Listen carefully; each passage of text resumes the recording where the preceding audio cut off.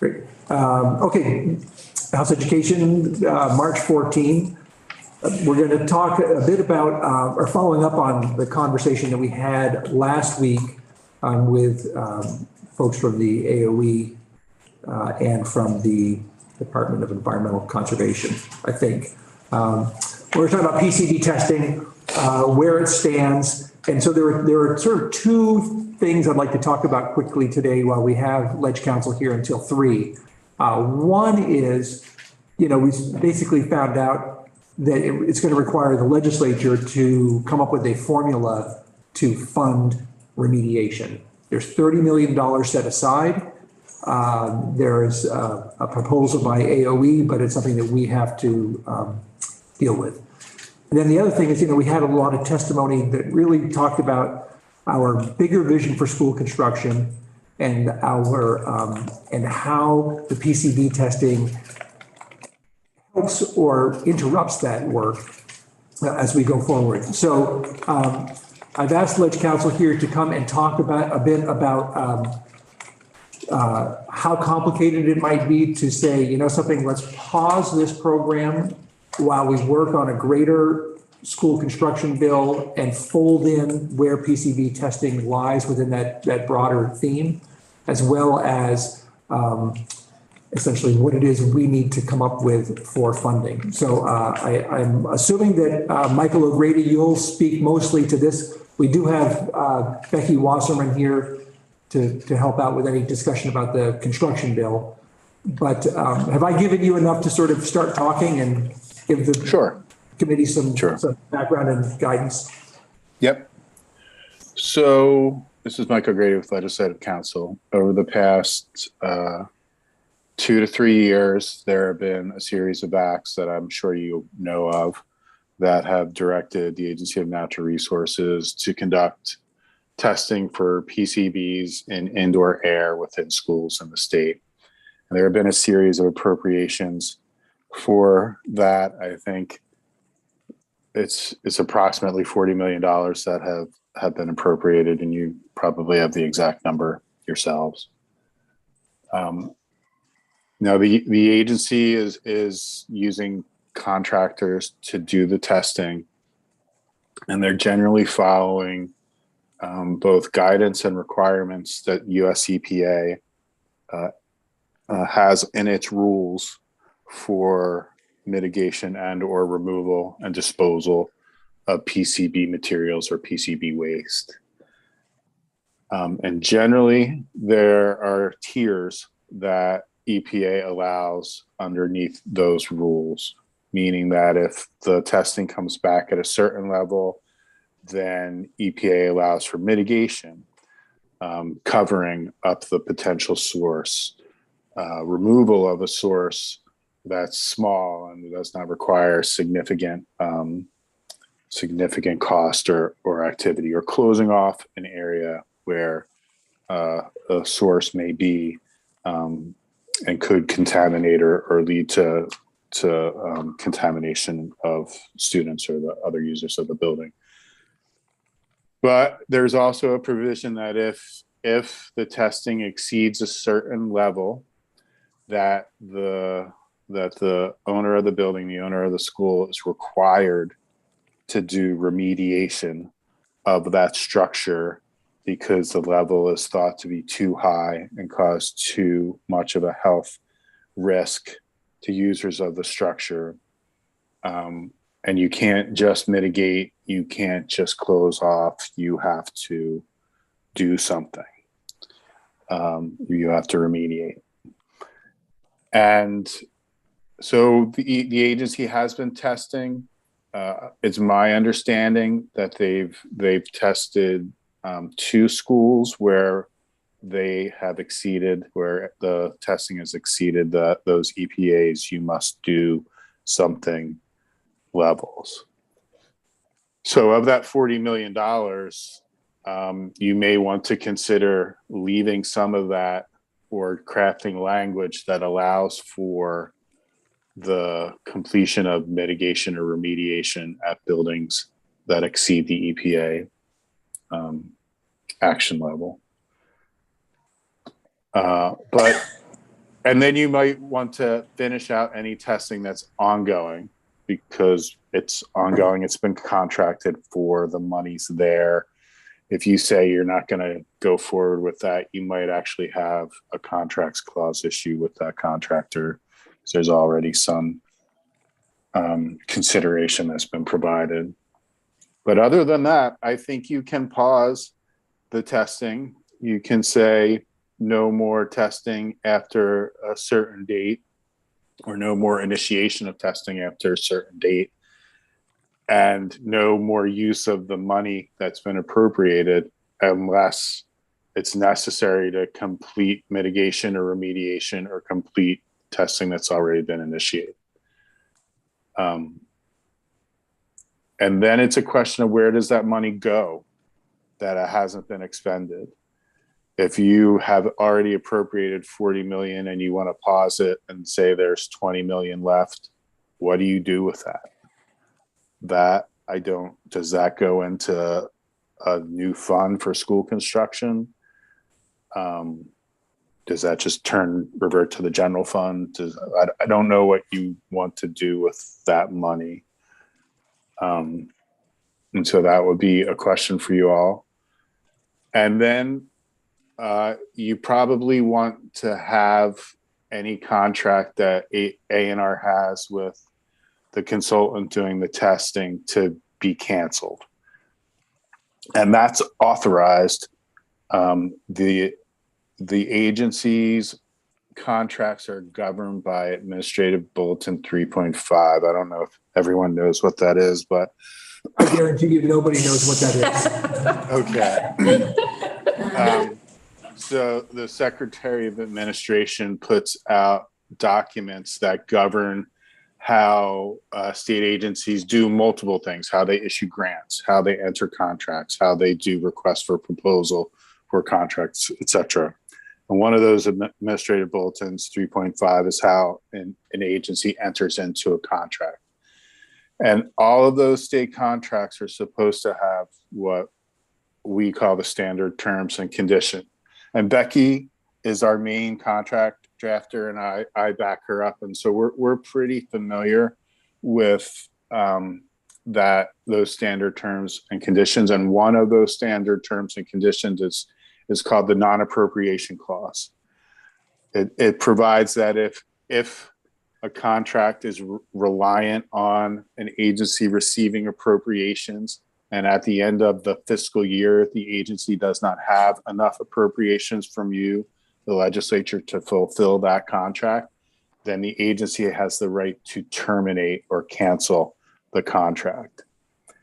So by pausing the appropriation, the 40 million, reallocating it, reverting it wherever you want to send it, you've effectively canceled out the appropriation to the agency, and they would then have the authority to assert the non-appropriation clause to cancel the contract with the consultant. So they're not on the hook for future funding without having an appropriation source, and the General Assembly is not violating the U.S. Constitution's contracts clause, which says that states cannot interfere with the functioning, and I'm not getting the terms exactly right. It cannot interfere with contracts entered into between private parties or the state and private parties, although there's some gray there. So I think you can do what you want to do.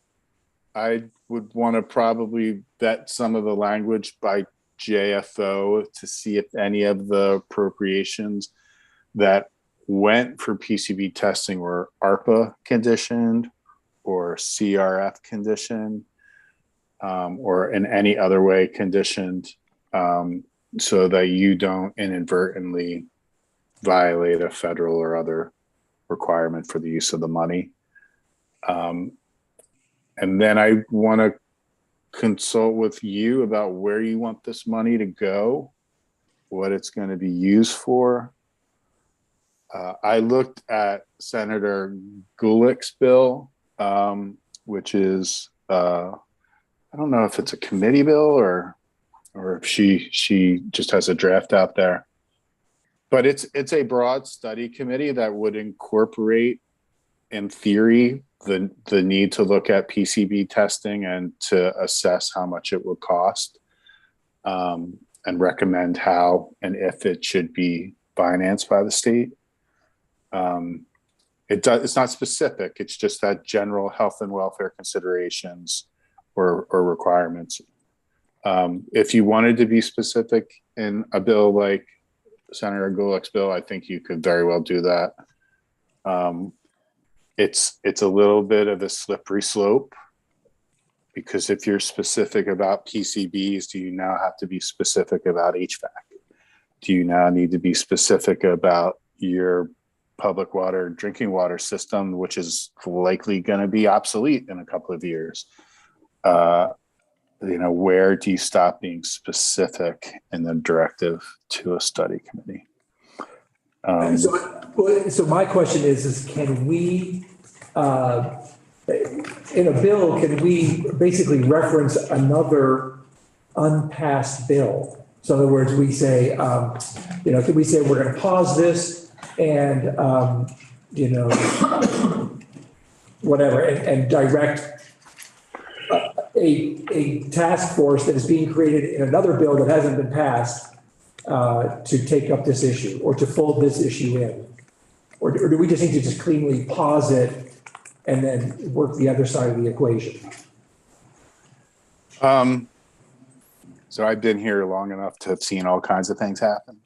And so I've seen what you asked happen. It's not advisable, and it creates some complexity in making sure that things pass, so that you're not basically referencing in a past bill something that did not pass. Okay.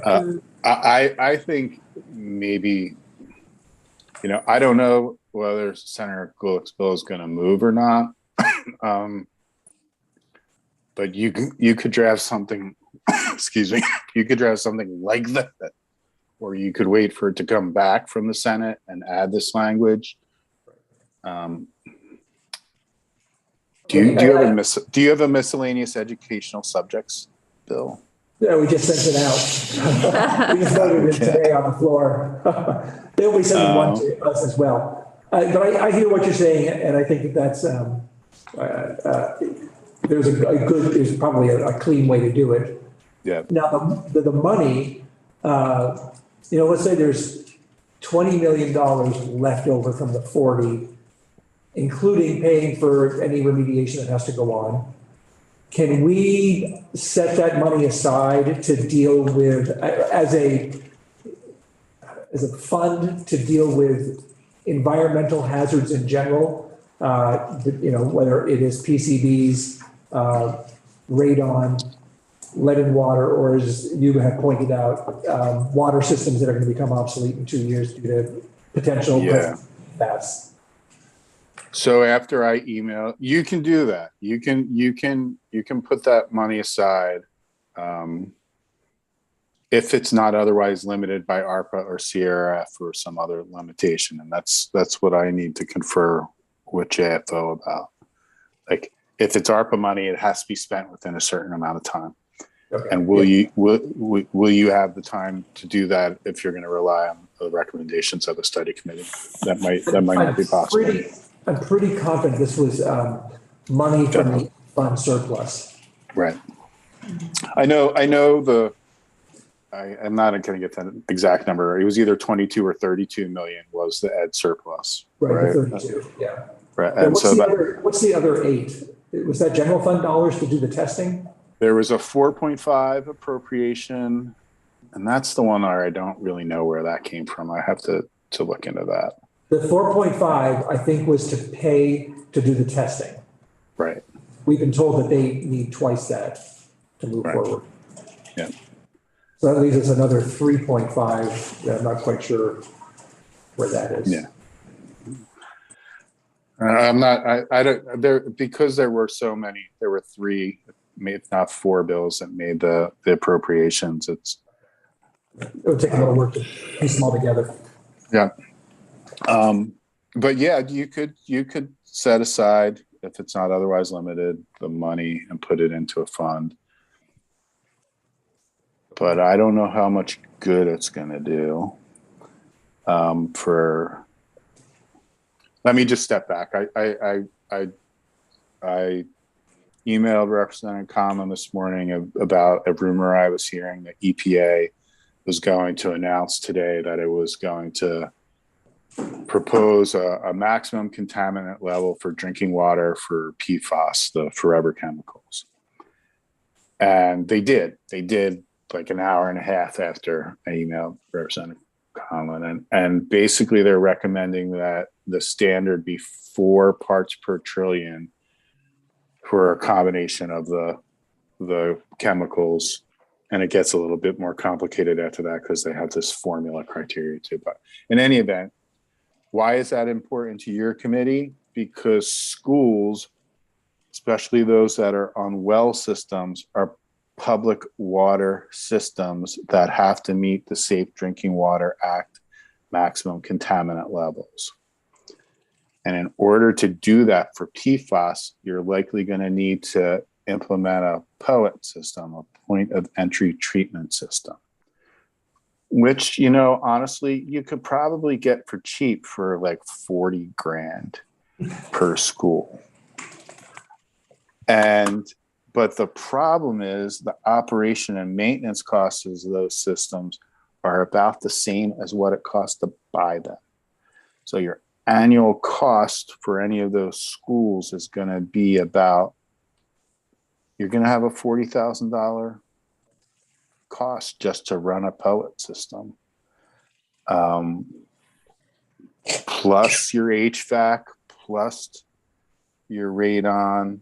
Hopefully your lead pipes have already been addressed, or your fixtures, maybe not your pipes. Yeah. And then your just structural needs. $20 million is not a lot when you think of all that. That's excellent food for thought. However, I'm going to assume the federal government will, along with its mandate of a low level, will be sending lots of money to the states in order to address the problem. You would think and hope that, and currently under the Federal Safe Drinking Water Act, the EPA does provide states with money for public water systems. It's not enough to meet the demand, and there's a priority rule to judge who gets the award, and it's usually a loan. It's usually a low interest or no interest loan, but it can be a grant. Becky staffs that for the institutions committees. She's the expert on that issue, but I've done work on that in the past too. So yeah, there probably will be money for that, and it will probably be a little bit more than what the state is receiving now. But Vermont is like 48th out of 50th in the amount that we get from EPA under that program because of our perceived needs. So that will be a competitive appropriation at the federal level, and then competitive once the money gets to Vermont for application. Right. So committee, I guess when I take the temperature in here, we have talked about this. We've had testimony here and there. And I guess would people be comfortable with us asking Ledge Council to draft a committee bill that says pausing the PCB testing program, committing whatever funds are necessary to remediate those schools that have been tested in order to remediate at a level which we can just put an X in right now, but you know, the Agency of Education sort of proposal was 80-20. I think we're going to hear from advocates tomorrow saying very strongly, no, we didn't ask for this. How about 100%? We can think about a number in between, or or not. But we can put a placeholder amount in there. So we could have a bill that pauses the testing, folds the issue into the work of a still yet to be created task force, or we could leave that sort of silent. And then what I'm hearing is the leftover funds should probably be set aside to address what seems to be a more imminent issue and one with a lot of science behind it in terms of the actual danger it presents, which would be the PFAS municipal water situation that Mr. Brady just described to us. Anybody, any comments on this? Yeah, go ahead. I just want to make sure Burlington is taken care of because we're one of the 2 schools and my phone was ringing understandably all weekend. And then every door that I knocked, this is like the biggest thing. So I just want to make sure that it sounds like that's something we're going to, Well, okay, so. the devil's in the details and we'll figure that out later. I just want to make sure that. Yes, can't assure anything at the moment. I mean, we pause Burlington sort of is like done in a way. Then they've got their whole mitigation program. And so that would probably need to be something separate to address for the immediate need. The long-term sort of school construction need, that would be sort of up to the commission. When we had the testimony from Rhode Island, they said, we made it retroactive to projects that were in the pipeline. I think that would be something that would be debated. But let's just say more on that later. Okay. So you're saying pause the program, support those who've already. Been ordered to remediate. Right. To a level that we can debate tomorrow. Yeah. I think it's great. And discuss further, but potentially dealing with this PFAS issue, what to do with whatever is remaining from the $32 million that was set aside. And actually, 2.5 of that has been put aside for the E-board to allocate to schools. I'm not sure, Mike, if you could look into, can we recapture that money since none of it has been appropriated to address this? Okay. So, yeah. Sure. Taylor? I understand why with the school construction, I'm still hesitant on pausing the testing. I think that the health concerns out there, we've been talking about the health concerns of PCBs for, since we really discovered them and understood them. And that's been, I think the state's been pretty vocal about that need. And then for the state to all of a sudden say, well, we're going to pause it after we've been talking about the health needs. So that's why I'm hesitant. Yeah, I guess I would say I don't think anybody wants to stop talking about it. But the idea would be to fold it into the larger discussion of school construction. I guess I was very sort of taken with the testimony that described the PCB issue and the construction issue as, you're trying to move ahead with a strategic long-term plan for school construction, and then boom, a PCB bomb blows up in your. Oh yeah, I totally get the reasoning Yeah. with all the other stuff that I have going on. I just want to say I'm still hesitant on pausing. I'm thinking if we don't pause the testing and you test a facility and then you can't do anything about it, that kind of sets turmoil into a community that has nothing to work with. Well, I'm just because we have a timing issue. What we'll do is we'll get a document created for us to react to in a little more detail. Michael, do you have enough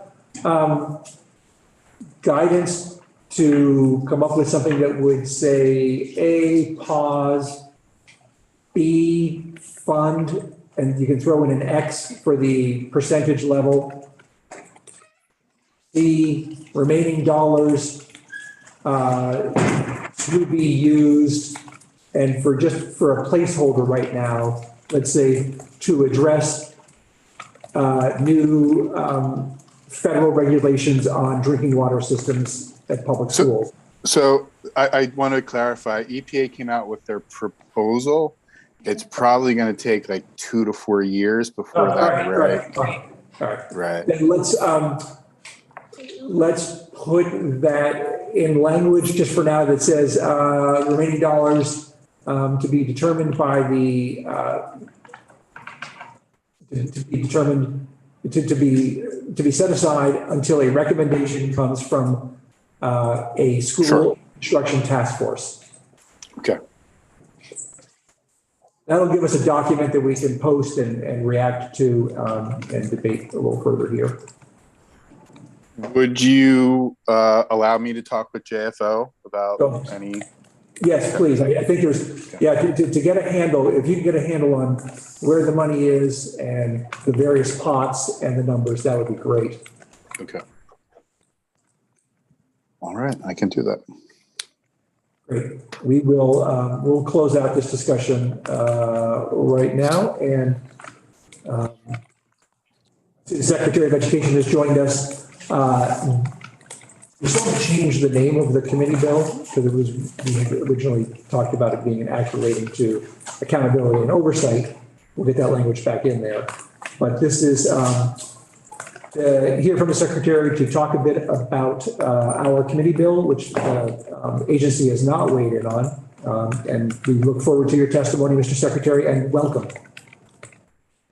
Yeah, good afternoon, Dan French, Secretary of Education. I did provide the committee a brief written document, basically 2 points, but I'd happy to be embellish that certainly as you have questions. Basically, on a high level, but don't fully support the bill. Main reason is that I'm concerned that we've just embarked on this rulemaking, and I think many of you know the 2200 rule series had a rather controversial start several years ago. And this state board has done yeoman's work, in my opinion, to bring forward a much improved regulatory framework of independent schools. And the bulk of those rules don't even go live until July 1, 2023. But here we are already changing contemplating changing the statutory framework before we've even had a chance to implement the new rules, in spite of years of work that went into that. So I would encourage the committee to think about, well, let's let those rules come into fruition, and then let's take a look at how that's worked. But the rules are, again, and from my perspective, much improved. State board did great work on that. My second point, having followed a lot of your testimony on independent schools, and particularly around religious concern relative to some of the litigation and Supreme Court decision, particularly the court decision in Maine. When I say we don't fully support the draft bill as it is, there are elements of it I would support, and in particular the idea of strengthening the non-discriminatory provisions, to what extent independent schools are subject to the public accommodations law, for example. I think that's an area where we should endeavor to make some progress this session. But basically, those are my 2 points. I haven't testified yet in the Senate. I did produce some testimony for them, and then the testimony was subsequently canceled. But thematically, what I just expressed to you is fairly consistent with the bills that they're taking a look at. So we don't necessarily support, certainly, some of the ideas that have been contemplated this session in terms of fundamentally restructuring the independent school landscape. And, to the extent this bill emerged, we appreciate the effort of not trying to restructure the entire landscape. That's not something the governor would support. So applaud you for producing a bill that's softer, shall we say, but still, just from a technical standpoint, my recommendation would be to allow the new rules to come into effect and go from there. And if we were to make some changes, I think one area for improvement would be the anti-discrimination provisions in the law. Thank you. I think a lot of the committee bill is really outside of the Rule 2200 series, because we talk about moratorium, accreditation,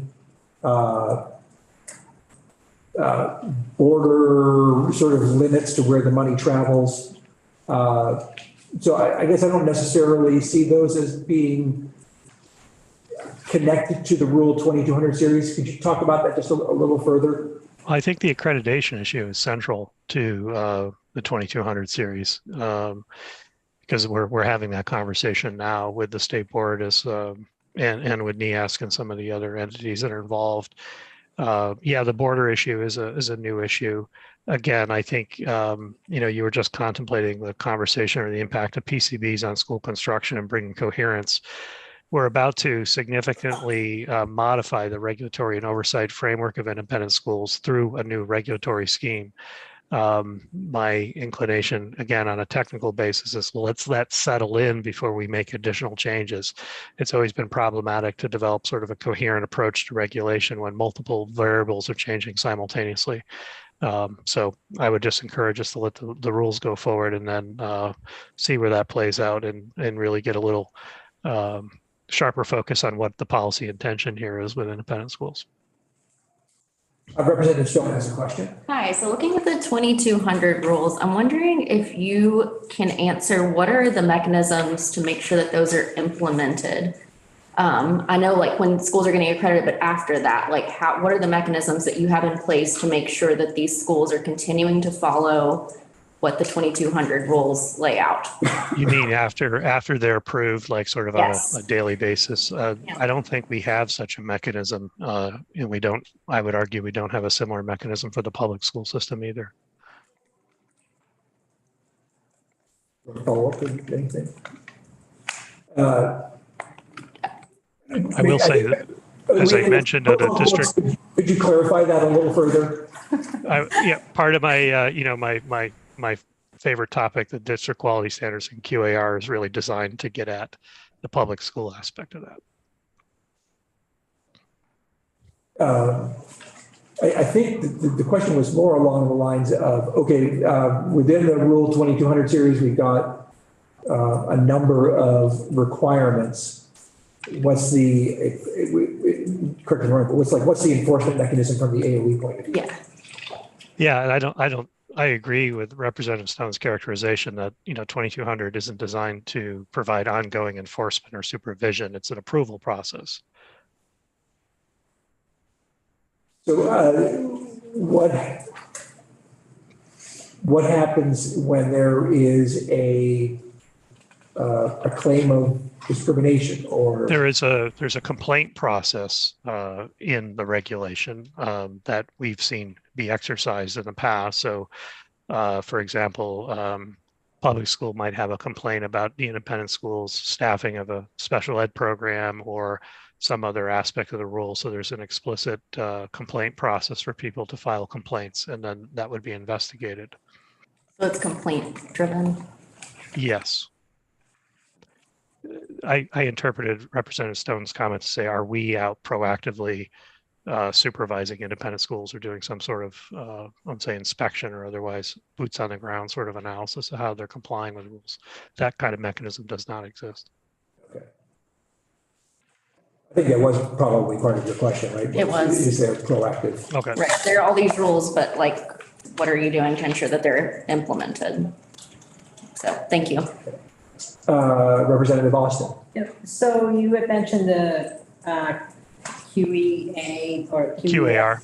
Yep.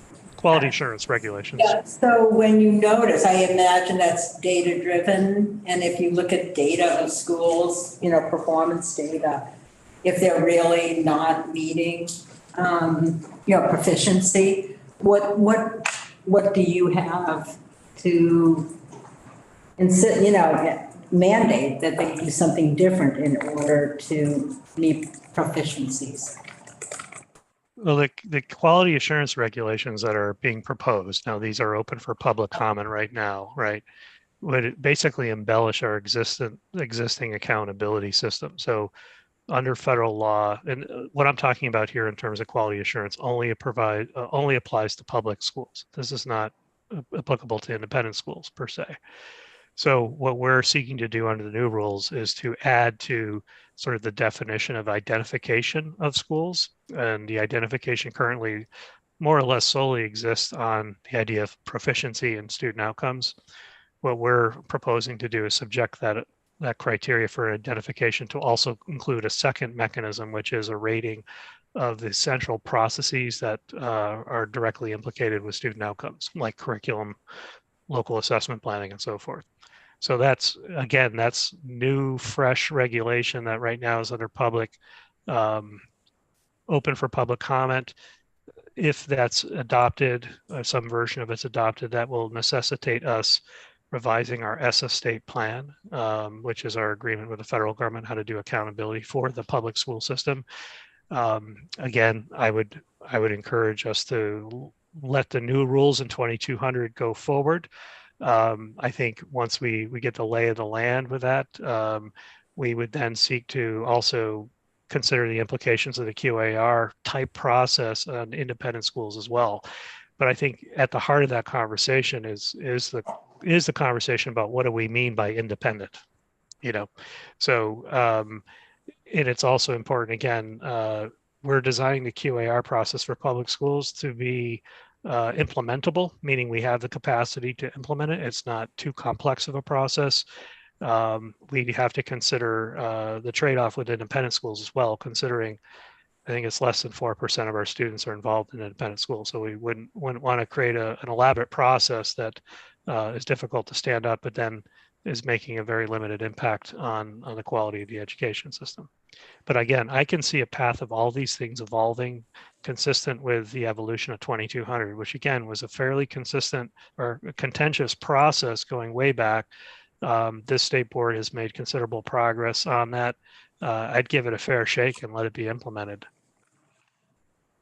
So I don't think Rule 2200 gets to some of the concerns we heard from LEAs who say, you know, once we send students away, whether it be to a public school or an independent school, we don't have a system or a sort of a mandated way that we get the information that we need. Yeah, and I think many of you know I was superintendent in Manchester, where I operated a large school system that didn't operate its own high school, and our high school was an independent academy, Burton Academy. I think many of those types of issues are really more appropriately a part of the contracting relationship between the school district and the receiving independent school. So what are the conditions on which that money flows? And we spent some time in the Bennington-Rutland Supervisory Union developing that contractual relationship with the independent schools that we had an agreement with. Like, for example, I saw in this draft bill the idea of attendance, like 3 days of attendance. That kind of mechanism, attendance taking relative to tuition payments, would be totally appropriate for a contract between the district and the school, as opposed to, you talk about enforcement. I don't know what the enforcement mechanism would be for an independent school that failed to report attendance in 3 days. I know many of our small, and most of our schools are small, our public schools in Vermont don't necessarily keep their attendance records accurate until the end of the week. So there's a lot of schools that on Friday clean up their attendance from the entire week. So I don't know how that would be operationalized, but to me that starts to sound more like a contractual obligation between the sending school district and the independent school. I can appreciate the sending district saying, we don't want to have to do that on our own. It would be helpful to have the state do that for this.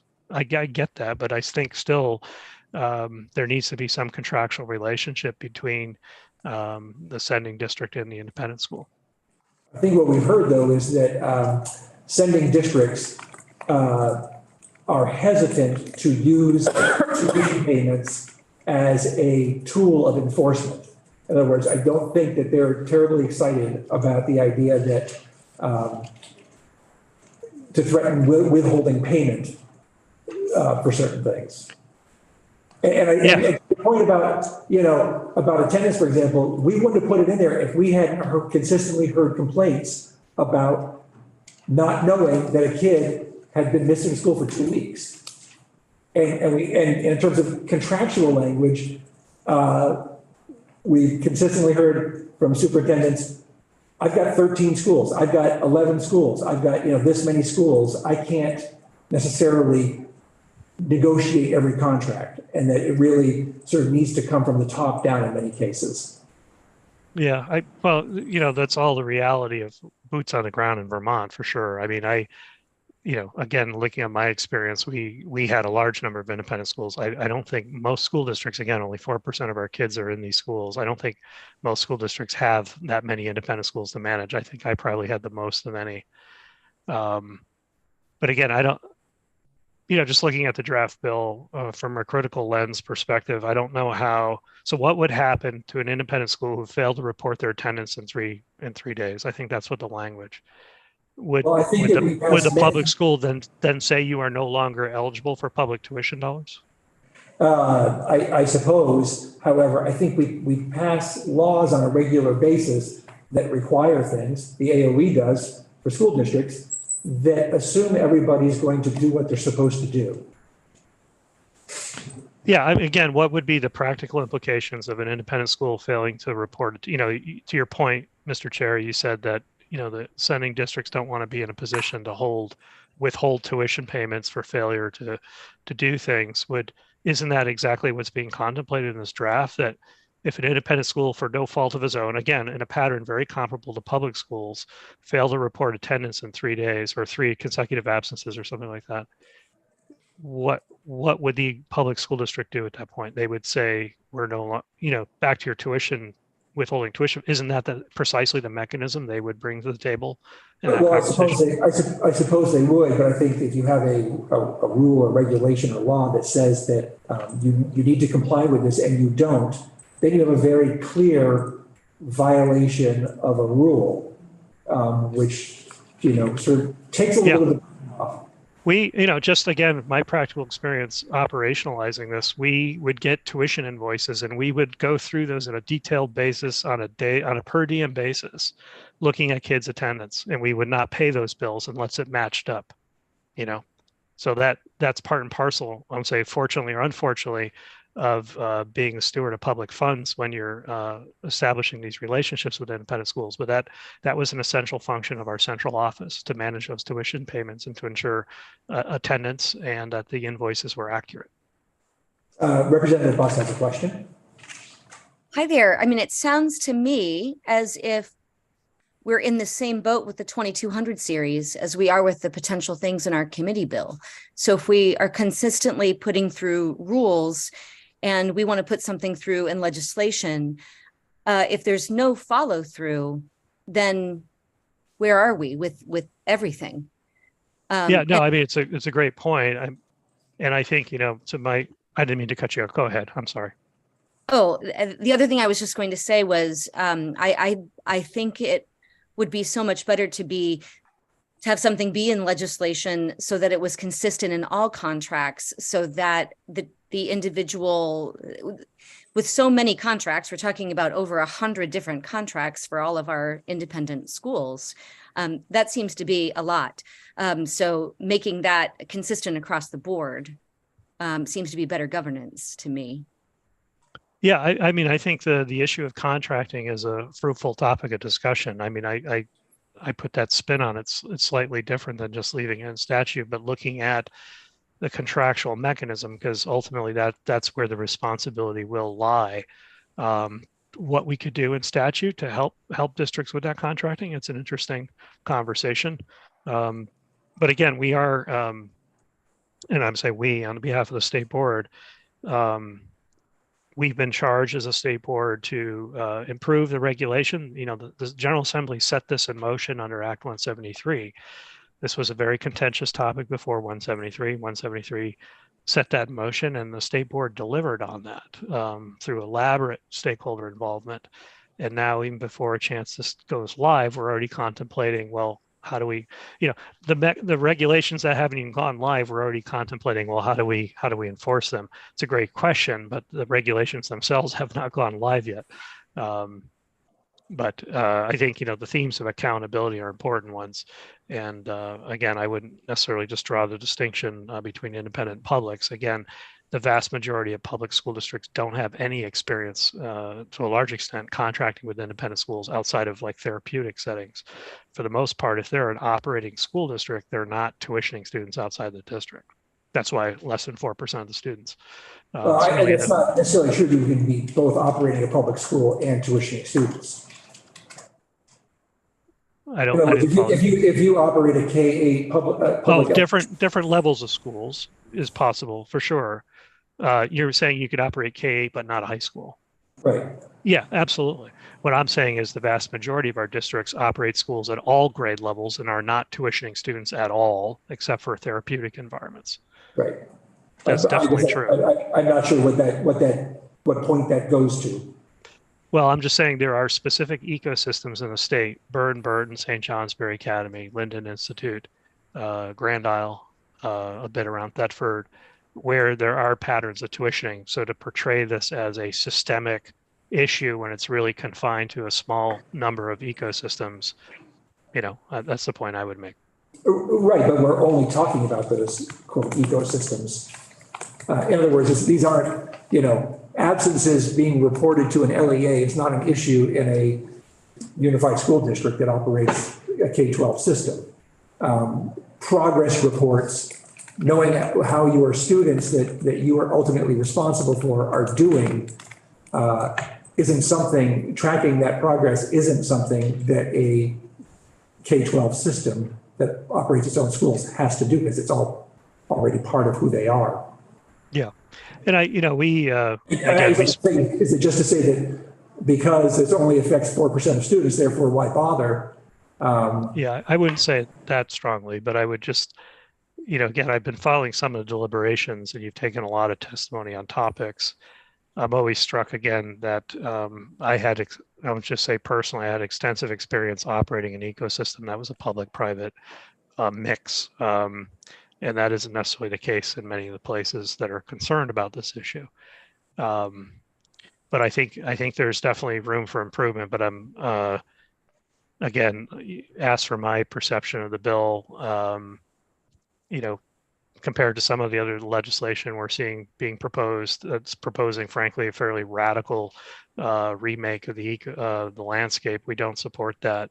There's elements of this bill which I think are useful. One of them would be the anti-discrimination, but there's so many moving parts right now with Act 173 implementation and so forth that I'm just a little bit concerned about trying to do everything at the same time again, which seems to be a perennial theme.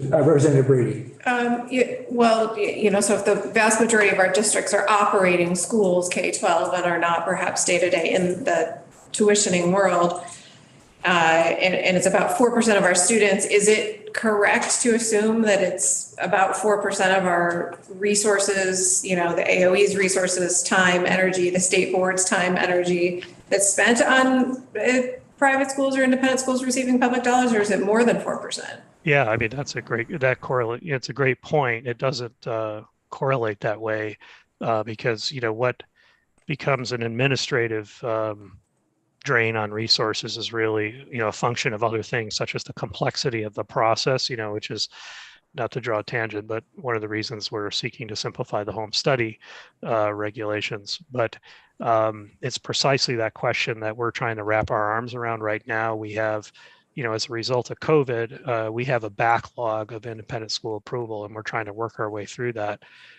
We are about to try to figure out how many independent schools are going to be interested in accepting public tuition dollars under the new rules that go into effect.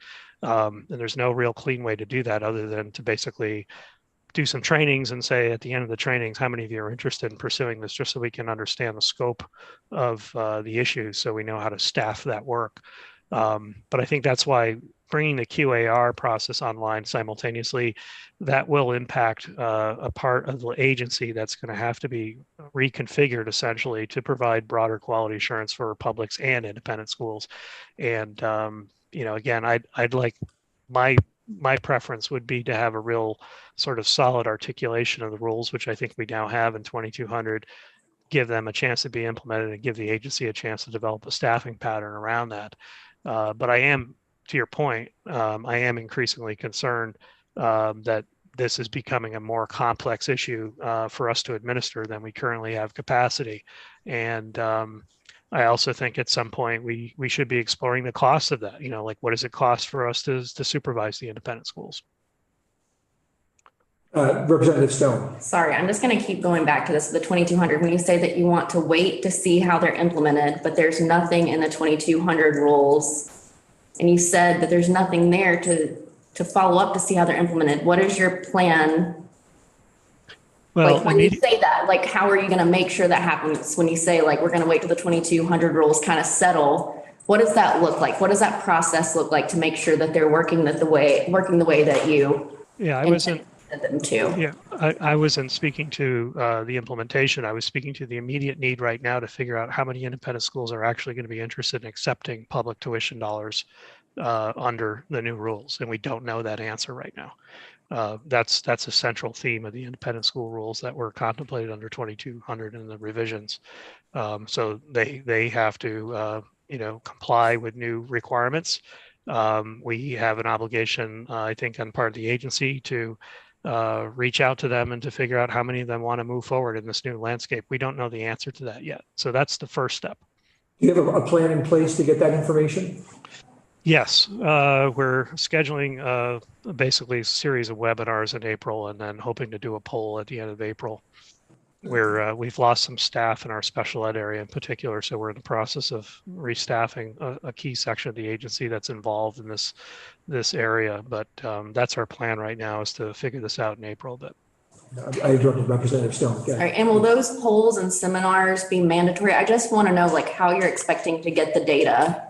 Yeah, it's not. I mean, we don't have other than to ask the independent school community. Firstly, do you understand what's being required in the new rules? Do you have any questions about that? Okay.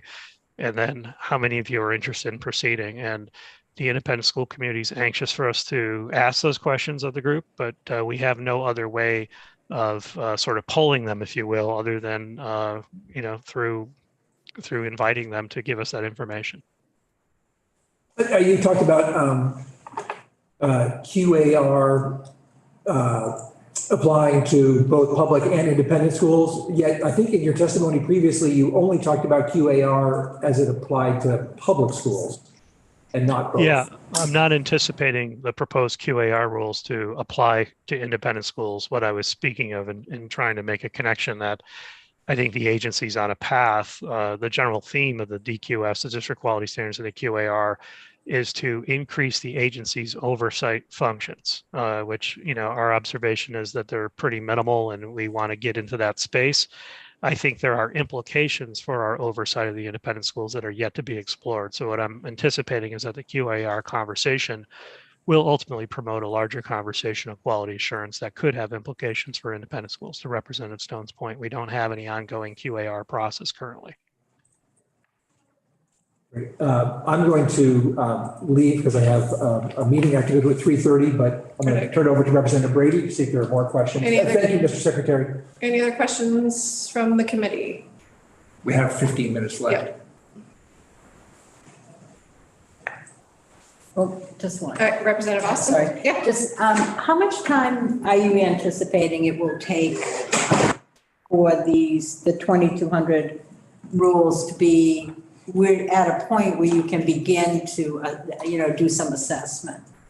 Yeah, I don't know yet. It's been hard. The pandemic disrupted so much of this work. I would say before the pandemic, and I think I shared this previously in my testimony, there's a component of independent school approval that requires a general assessment of their capacity.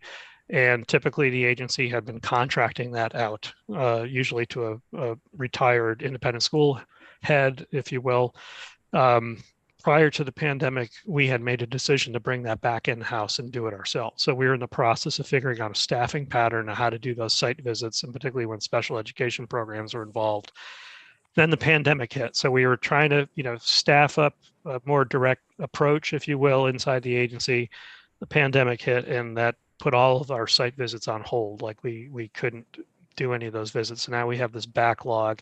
And I think the shift for us doing that oversight was still kind of fresh. So it hasn't stabilized yet to a point where we understand the pattern of work. And then subsequently, the state board created a subcommittee to help sort of build that process efficiency with the state board as well, which has helped. But we've had a lot of conversations with the state board of how to address the backlog and how to make the process more efficient and so forth. But again, we need to understand how many independent schools are going to be seeking to accept public tuition dollars. And simultaneously, we have this whole new quality assurance process coming online that will replace an existing quality assurance process in terms of the integrated field reviews and what have you. But all of that needs to be situated inside an organizational staffing pattern. So we've got a lot of moving parts. That's all. Representative Brunel. We've been talking about the independent schools a lot that's in the state. What about the public schools that are receiving students from Vermont across the borders? How do you oversee them and what they're doing? Well, it's the same kind of issue. If they're, are you saying they're an independent school in another state or a public school? Public schools. It could be Yeah, I mean, independent schools so too. for example, I in looked my at old, Greylock is in, for my district. sure, Yep. And actually there's a tech school, McCann's. right. A lot of people. So, go to- yeah, and we have situations, we have a group of districts that are mentioned in the law that can send their elementary school students over the New Hampshire line, you know, and attend public school in New Hampshire. We don't have any oversight of those schools either. The point I was going to make earlier, when you say oversight, you know, and this was a question we wrestled with in the BRSU. If you're a school board and you're paying those tuition bills, you don't operate a school, for example, and you're paying those tuition bills, what is your obligation as a board to know what you're getting for your money, basically, you know? And that, you know, that concept, I think, is one of the central themes that we're wrestling with now. But that isn't really the historic sort of foundation of this conversation. The foundation, and I think it's expressed in your draft bill a bit, is this idea that, you know, you have to educate your kids as a school district. You have two options. One is you either operate school or schools, or you pay tuition for the kids to be educated. But your obligation as a board really ends at paying the tuition. It's really the obligation of the state to verify that the schools receiving that tuition are of a sufficient quality. But we would assume in the case of an out-of-state public school that they've met the public school requirements in the state that they reside in. Thank you. Any other questions from the committee? Oh, Representative Buss. Hi there. Thank you so much for mentioning this out-of-state school question. And my follow-up to that is, so is there a similar contract from what you speak about with schools outside the state as inside the state? And what do they use? Do they use Vermont's contract or New Hampshire's contract or the other, you know, whatever the other state is? Yeah, I would firstly, I'd concede there's no consistent approach to contracting. I think it is an interesting conversation to pursue to what extent there should be a more consistent approach, but you'll find variation in that approach across the state. From my perspective, I'm trying to remember, because we sent kids to New York State. I don't remember us having a tuition contract with a New York State school, a public school per se. We would pay their adopted tuition rate and we would verify their invoices and so forth, but we didn't have a similar contracting mechanism that we had with the independent schools. So basically through the invoice, the verification of the invoice and attendance, that was essentially our sole agreement with them. Okay, thank you very much. But that could maybe there's a place in the state that had a different approach, but that's what we did. Other questions from the committee? All right. We will continue to be looking at this topic and this bill this week. We have big decisions to make. Thank you very much, Secretary French. Appreciate your time. Yeah. Wish you the best. It's a complex topic. Thank you. Take care.